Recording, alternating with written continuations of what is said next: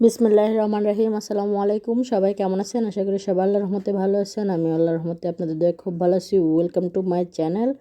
আজকে আমরা মুরগির কলিজা দিয়ে আলু দিয়ে রান্না করে দেখাবো। মুরগির কলিজাগুলোকে প্রথমে একটু গরম পানি দিয়ে সিদ্ধ করি, দেখবেন অনেকগুলো ময়লা বের হবে। এভাবে একটু সিদ্ধ করে নিলে কলিজাগুলো খুব ভালো হয় রান্না করলে। প্রথমে একটু 1 চিমটি হলুদ দিয়ে কলিজাগুলোকে সিদ্ধ হতে বসাই দিলাম। কলিজাটা সিদ্ধ হলে উঠাই নেব। 1 চিমটি লবণও দিয়ে দিতে হয়। কলিজাগুলো সিদ্ধ করে উঠাই নিলাম। এখন আমরা একটা কড়াই বসাই দিছি, দিয়ে দিলাম তেল।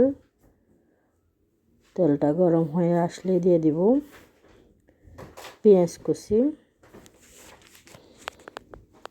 এখন দিয়ে দিব রসুন বাটা।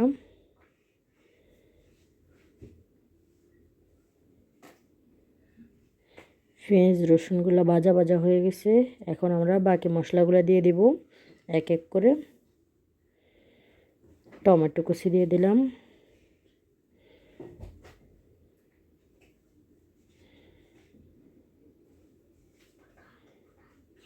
সামান্য পরিমাণে পানি দিয়ে দিলাম যেন গুঁড়ো মশলা দেওয়ার আগে পুড়ে না যায়। কাঁচামরিচ দিয়ে দিলাম।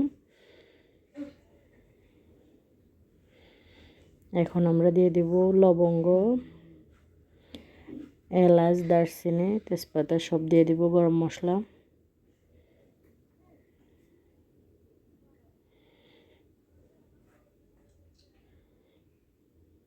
সব দিয়ে আবার একটু মিশিয়ে নেব। এখন দিয়ে দিব গরম মশলা এক এক করে সব, জিরা, ধনিয়া, হলুদ, মরিচ সব দিয়ে দিব।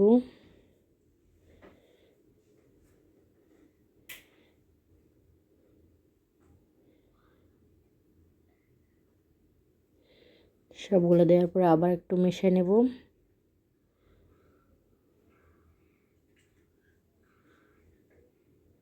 মেশানোর পরে কলিজাগুলো সিদ্ধ করা কলিজাগুলো দিয়ে দিব। একটু ছোট ছোট করে কিমার মতো করে দিব। তারপর দিয়ে দিব আলুগুলা। এভাবে রান্না করে দেখবেন। যদি ভালো লাগে আমাদের চ্যানেলটা সাবস্ক্রাইব করবেন, লাইক, কমেন্ট, শেয়ার করবেন। ফেসবুক থেকে দেখলে অবশ্যই ফলো দিয়ে রাখবেন। এখন ঢাকনা বন্ধ করে রান্না করব প্রায় 5-10 মিনিটের মতো। আলুগুলো ছোট করে কাটি দেওয়া আছে, লবণ দিয়ে দিলাম, ওই জন্য তাড়াতাড়ি সিদ্ধ হয়ে যাবে। আমাদের রান্নাটা হওয়া পর্যন্ত অপেক্ষা করব।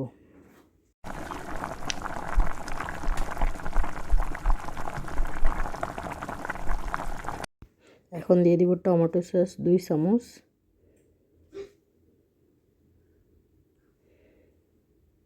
আমাদের রান্নাটা কমপ্লিট হয়ে যাবে।